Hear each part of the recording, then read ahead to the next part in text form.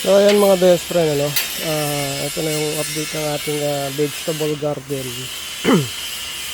So pagpasok mo ng gate, meron siyang gate, inilong natin siya para hindi magasak ng mga alaga nating aso, maharot kasi yan. Dito na si Laila, yung Belgian ko, at saka si Loklok, itong maharot na Labrador. Ayan. So dito ko lang sila pinapatakbo. Dito kasi baka pagtakbuhan nila masira. So pagpasok mo ng gate, meron tayong tanim dito na na kabay. Hindi ko alam, sigarilyas ba tawag doon. Ayan. Tapos meron dong ube. So yung tumubo dito na sitsaro, sweet peas, yan, sumobra na punla, doon kasi nakatanim. So nasobrahan ko ibabad, kaya diyan ko na lang tinanim, nilagay yung mga buto. Tapos ang iba nandun sa may dulo. Tapos dito sa may kanan ng side ng ating gate, meron diyang okra, ayan. Tanggalan natin ng isang para hindi magagawa ng sustansya. Ayan. Tinanggal ko ng isa para hindi magagawa ng sustansya, concentrate sa isang puno. Ayan. Tapos apat na plat siya, raised bed. Doon yung mga leafy vegetable natin na pechay, saka bok choy. Tapos meron tayo dito na Chinese kangkong. Tapos doon yung sweet peas nga, yung sitsaro. Ayan. Tapos dito ayan, yung talong. Yung iba dyan mga nabali ng bagyo hindi na naka-recover. Tapos yung sobra nating punlado ng pechay dito natin ilagay sa gilid ng talong. So matagal nakabawi. Kaya ako dito nilagay para matagal pa naman tong talong. So baka makalaki muna siya bago maliliman ng talong. Tapos dito yung ating sili. Hindi ko alam kung anong variety ito. Basta nagpabili lang ako ng punla kay ni nanay. Yet sabihanan ko.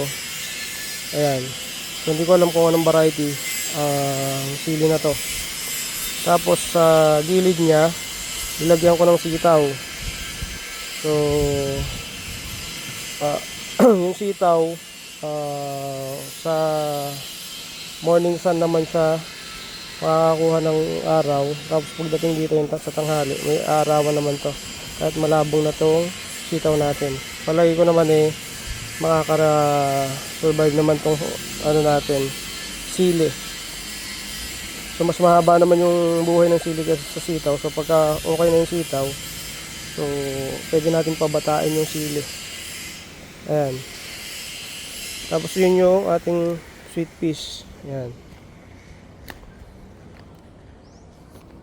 Yan, mga malalaki na sila. So first time ko nagtanim na ito. Dito sa medyo naarawan, naninilaw siya. Pero yung tinanim ko dun sa gilid, medyo malilim. So umaga lang yung araw. Mag-green siya. So ito yung bok choy natin, So mula doon hanggang dito sa poste na to, pangalawa, petsa yan.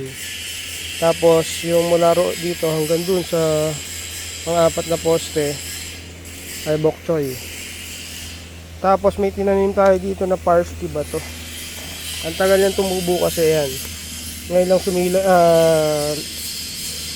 musbong yung lumabas. So matagal siyang mag-germinate. Tapos meron namang ilan-ilan na tumubo. Ayan. Yung iba hindi na tumubo. Ayan. Ayun. Yung iba hindi na tumubo or baka nabungkal ko na lang. Kaya nung nakaraan sobra yung bok choy natin. Dito ko nilagay. Ayan. So merong kasalit ka na parsley. Ayan. Tapos ito yung kamatis natin. Ilang piraso lang yung kamatis. Ayan. So yung isa doon, nung tinanim yun, ilang araw pa lang namatay na. So nabali ata yung puno. Tapos itong dalawa na to, na ano ng hangin ng bagyo na nakaraan, yung bagyong Uwan. Ayan. So ewan ko kung makaka-recover. Itong isa naka-recover na, pero yung isa medyo panat pa rin. Ayan. So maganda naman yung sibol ng kamatis. Ayan, nagbubulaklak na pala. So inaaral ko rin paano yung pagpapataas. So pinupruning para mag-concentrate muna yung sustansya sa pagpapalaki. So may ano na siya, bulaklak. So tatanggalin natin yun, yung mga shoot nya. May mga shoot kasi yan dito at lalabas. Tatanggalin natin para mag-concentrate sa pagpapalaki. Lagyan din natin ng balag para makaakyat siya. Tapos dito naman, ito naman yung section ng ampalaya natin. Meron na siyang balag sa taas. Lagyan na lang natin ng tali. Dito pa lang yung sa akyatan. Ayan, kung mapapansin nyo, iba-iba yung laki ng ating ampalaya, no? Ayan, may maliit, may malaki. Ang pinakamalaki, yun, siya yung unang lumabas na tumubo. Tapos the rest, sunod-sunod sila. Tapos yung iba hindi tumubo, nagtanim muli. Tapos ginawa ko, nilipat-lipat ko na lang. Katulad nito, ito yung kahuli-hulang tumubo. Ayan, yung iba pinagsalit-salit ko na lang. Yung iba tinanim namin ng maraming buto, tapos nagdikit-dikit. Yung iba nilipat ko lang. Kaya tagtatatlo yan na puno. Ayan. Eto, tatlo din dapat to. Ayan, meron doon. Napatay din ng bagyo yun eh. So, eto may huling tumubo. Hindi ko na nilipat. So, dyan ko na lang sa tutulusan. Eto, yung iba gumagapang na. Ayan. Nakakaakit na sila. Tapos ito yung sinasabi kong sweet peas na medyo mag-green kumpara dun sa gitna. So, yun, mas marami pang pataba yun. Fertilizer. Ayan. So, talagang ko na lang itong tulos kung sakali.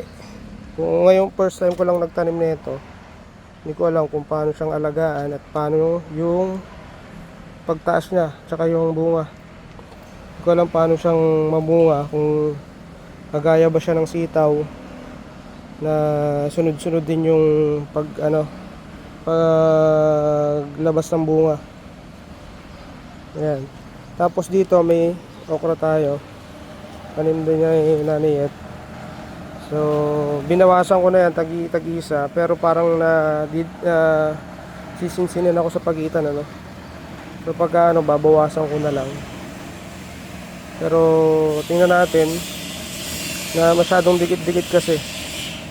Tapos ano yan eh, may 4 na buto, 3 buto. Ginawa ko, tinanggalan ko na sila. Tinignan ko lang kung alin yung mas unang lumabas, yung mas malaki na. Tapos yung maliliit, tinanggal ko na. Kaya isa-isa na lang to. Tapos yung dito,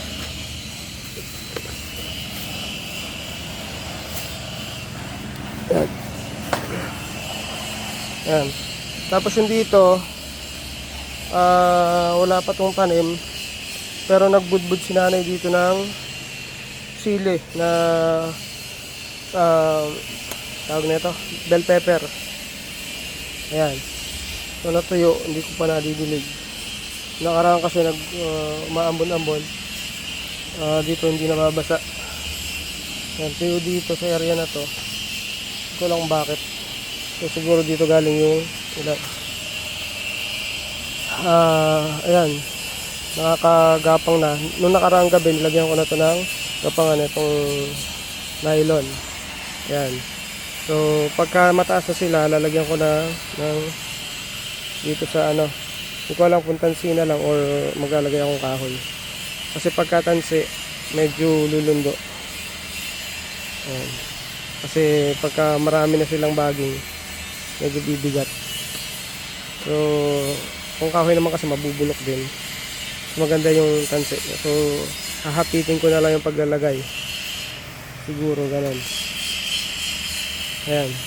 So sana magtuloy-tuloy itong hindi mapinsala, hindi ma-insekto. Ayan. Tapos itong ating kamatis, medyo malalaki na sila. Ayan. So lalagyan din natin yan ng balag, yung pagkakapitan ng puno niya para tumaas. So nakikita ko sa YouTube, pinapataas nila para mas marami maging bunga. Ayan. Pero nakalimutan ko kung yung unang bulaklak tinatanggal. So gagawin natin, re-review ulit tayo sa YouTube. Pero okay na sila, meron ng yung mga bulaklak na. So gagawin natin, papatangkarin natin gaya yung napapanood natin sa YouTube. Hindi ko alam kung anong variety to, kung pwede rin siya, pero sa lahat mo nakikita ko sa YouTube, yung diskarte, puro parehas lang ng diskarte yung bawat variety. Nagkakaiba lang ng taas. Ayan. Tapos ito yung sitaw natin, medyo matataas na yung iba. Yung iba rin kasi nabagyo, naputulan ng talbos. Ayan. So nagkakakyata na sila. Ayan. Yung dito mataas na, dito na sa taas. Ayan, ito na sa taas. Ito yung pinakamalaki. Ayan. Sa gawing gitna na area na to, medyo matataas na yung baging. Ayan. Ngayong update natin mga best friend, nag-green na. Pag-green na ng pag-green tong ating vegetable garden. Ayan. Etong kangkong natin, kung mapapansin nyo, may mga bungi. Ayan, may mga bungi siya. Kasi ang pagitan niya dapat, yung tinanim ko yung ganyang kalalayo. Ano yan? Buto. So buto yung kangkong. Ito yung upland na tinatawag na kangkong. So may mga bungi yan, yung iba late na rin tumubo. Yan, katulad nito, matagal yung pagtubo. Tapos halos 100% naman yung germination niya. Ang problema lang, nung nakaraan, may pumuputol ng puno. Hindi ko alam kung insekto dun sa may puno. Ito katulad nito, naputol to dun sa may puno. Hindi naman siya nahangin kasi lahat naman hindi naman dumapa. Sila lang yung minsan biglang malalanta. Ginagawa ko, pagka alam kong balina, puputulin ko tapos tinutusok ko. Awa naman ng Diyos, nakaka-recover. Ayun ito yung isa, tinusok ko rin yan nabali yan. Ayan. Ito nabali ito. Yung isa na to, ayan papansin niyo yung putol niya. Pero hindi naman totally naputol, kaya tinabunan ko siya ng lupa yung katawan para mag-ugat. Ayan, nag-ugat na siya. So hindi ko lang alam kung itong kangkong magsusuwi, kasi ang recommendation na pagitan ng kanyang tanim ay 10 cm. So 10 cm. So lang to 5 to 7 cm yung ginawa ko. Tulad nito, dikit-dikit. So, hindi ko alam kung magsusubi siya. Yung isang puno, dadami. So siguro dadami siya. Sana dumami yung isang puno. O yung katulad nito, ito nagkaroon na ng shoot dun sa may puno. Hindi ko alam kung yung sa may puno ang magsusuwi siya ay magkakaroon ng shoot sa sanga dun sa isang puno, or dun sa mismong puno sa ugat maglalabasan yung suwi. Ayan, ito yung pechay natin Ayan, kung mapapansin nyo naman, dito medyo malalaki na. Ayan, medyo malalaki na yung mga dahon nila kumpara dito sa kabilang side. Kasi ang nangyari dito mga best friend, dito ako tanim ng buto. So yung pagtatanim kasi ng buto, binubudbud lang. Kasi sobrang liliit nun. Minsan syempre magdidikit-dikit siya marami. Kaya ang ginawa ko, itong isang span ng poste ng pader. Ayan, may poste yan every 3.5 meters. Tapos, yun yung tinanumnan ko. Ngayon, yung tutubo yan, dikit-dikit. Ginagawa dyan, yun yung doon ako kukuha ng seedling ko na pan-transfer. So, ito yung galing dito. Siyempre, ma-disturb yung ugat niya. Tapos, pag tinanim mo, magre-recover yun. Kumpara dito, na dire-diretso, hindi na na-disturb yung ugat. Nagdire-diretso na yung tubo niya. Tapos, dito naman, siyempre, nag-recover pa. Kaya medyo maliit siya. So, okay lang naman yun. Basta importante ay tumubo sila. Tapos, yung dito na sobra, siyempre, dikit-dikit pa rin. Binawasan ko lang siya. Wala naman nang pagta-transferan. Yung iba, nilagay ko doon. Tapos yung iba, tinapon na lang. Pero madami pa rin naman akong buto.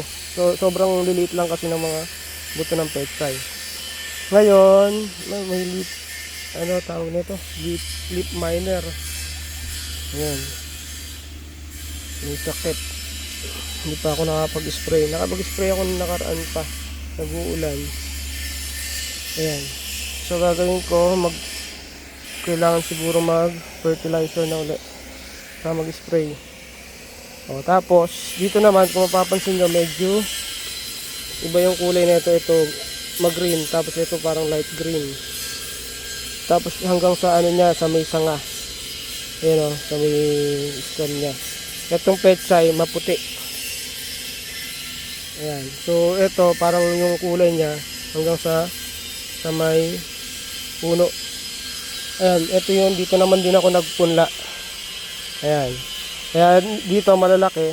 Doon ay mga transplant na lang yun na nilipat. Galing dito. Tapos binawasan ko lang din. Dahil dikit-dikit nga. Ayan. Medyo maganda naman na yung kanyang tubo. So, kailangan ko na ng fertilizer ulit. Dapat tayong fertilizer na pampalaki naman ng katawan saka sa dahon. Ayan. Ito yung kasamahan niya na bok choy. Ito yung huli kong transfer kaya mas malaki to kumpara dito. So mas na-delay yung recovery na ito. Naka-recover na to tapos yung sobra dito nung transfer ako kaya late yung recovery na itong bok choy dito. Pero maganda naman yung kanyang mga tubo. Ayan. So, yung problema natin ngayon dito sa pechay, parang may sakit yung dahon o yung parang leaf miner. Dito naman sa bok choy ay okay naman, maganda. Wala akong napapansin na masyadong problema. Kumpara lang dito sa isa na to na mukhang nadali ng insekto. Ayan. So, kailangan na rin natin mag-spray talaga. Ayan. So, pagka nagdikit-dikit na yan, mga best friend, at lumaki, magdidikit-dikit na yan.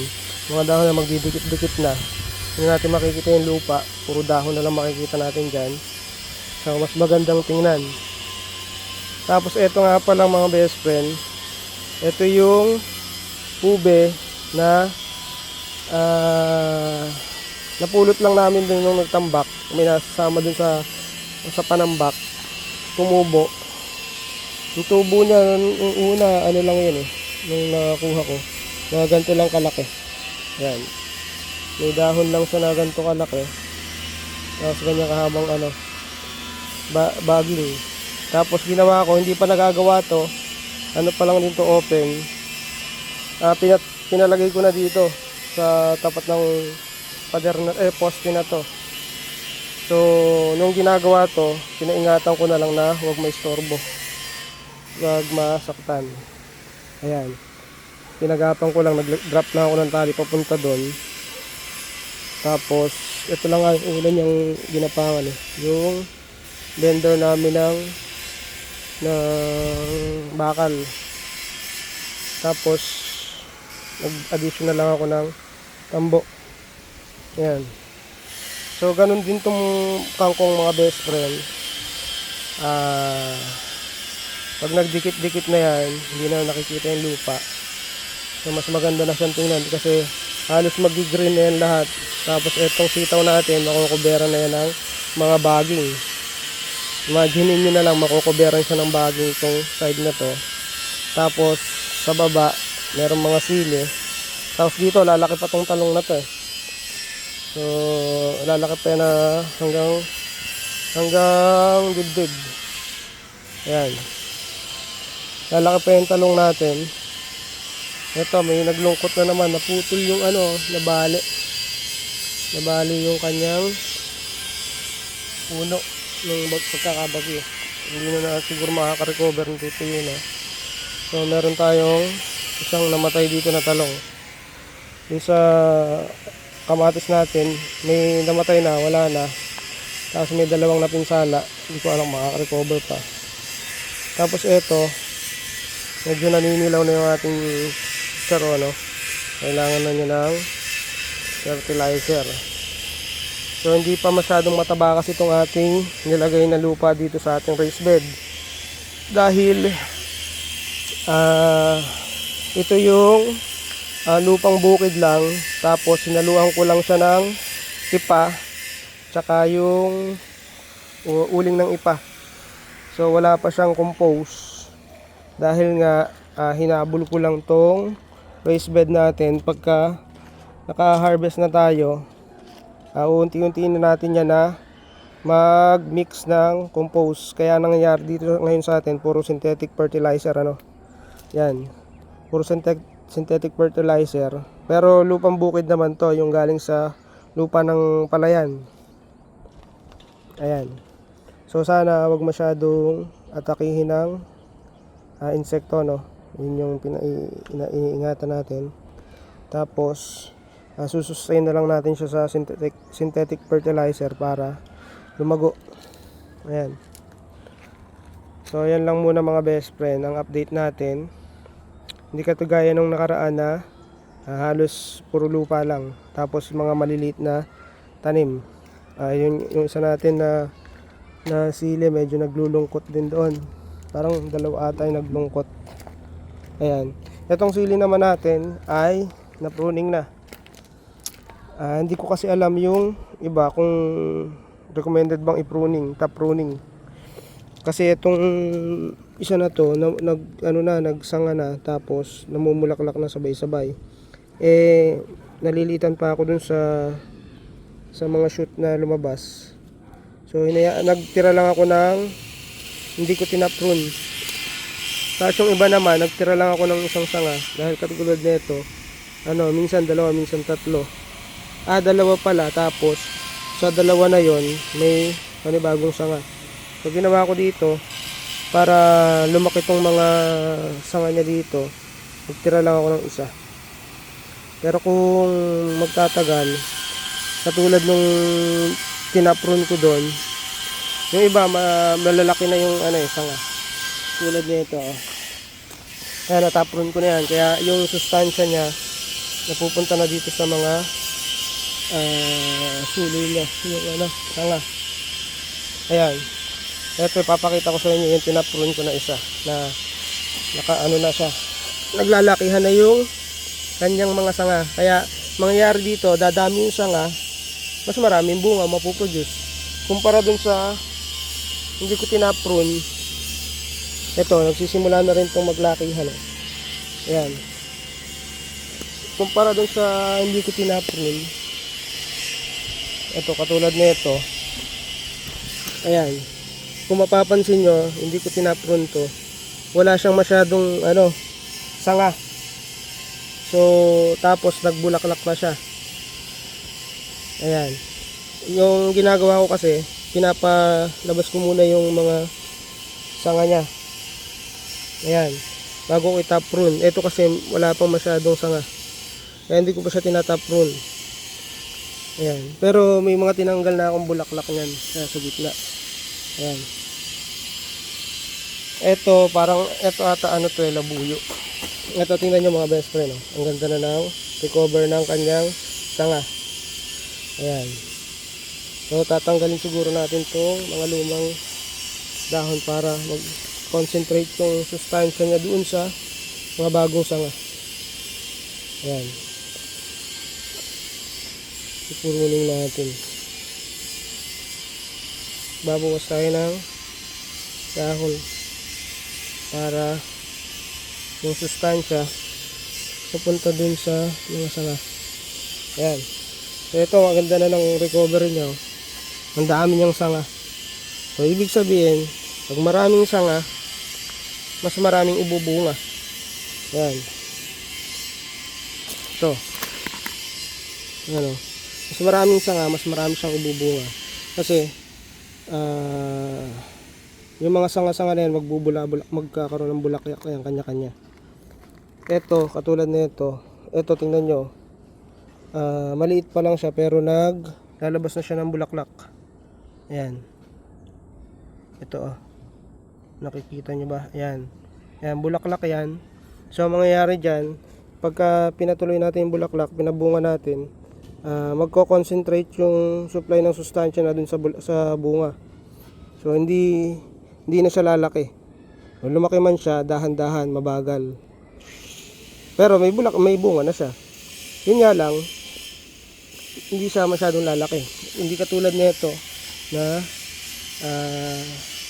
pwede pa siyang lumaki, pwede pang dumami yung sanga niya, mas maraming chance na marami siyang ibunga. Ito katulad nito, ngayon pa lang nagsisimula, naglabasan na yung mga sanga niya. So gusto kong maobserbahan yung hindi tinaprune, yung top prune. Ito yung sa yung usbong niya sa dulo. Ito yung mga usbong niya. Ayan.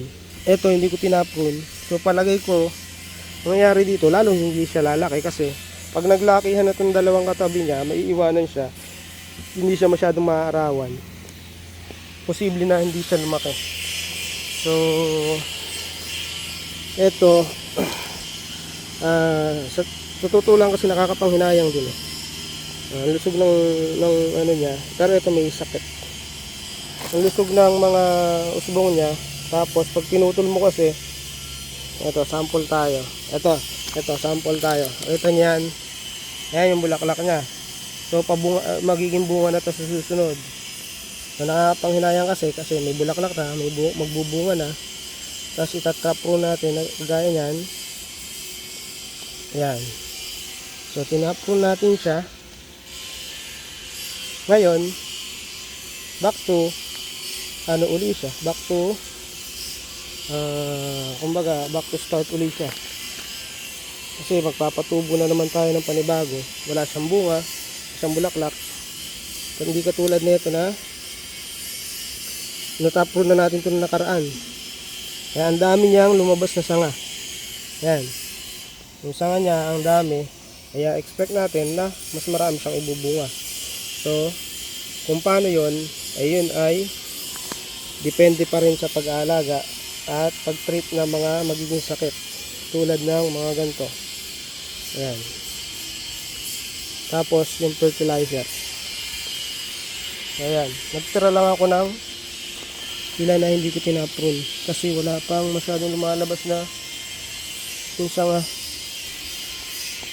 Pero yung iba naka na ang dami na ng sanga na lumabas kasi ito mga tinaprune ko na yan. Itong isa na to ay malungkot, saka yung nandun, so dalawa. Ayan.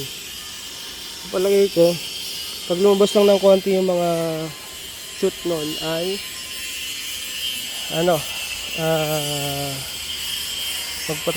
pruning na rin natin yun para mag-concentrate siya sanga. Ayan.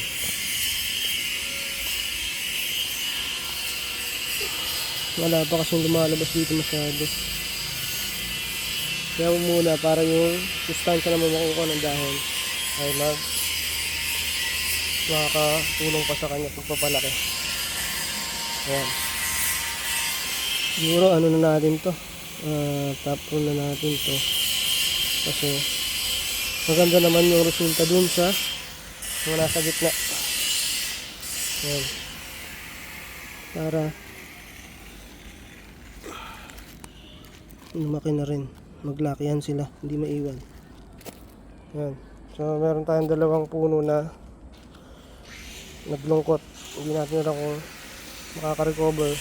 Siguro nung naggambol tayo ay natamaan yung ugat. Yan.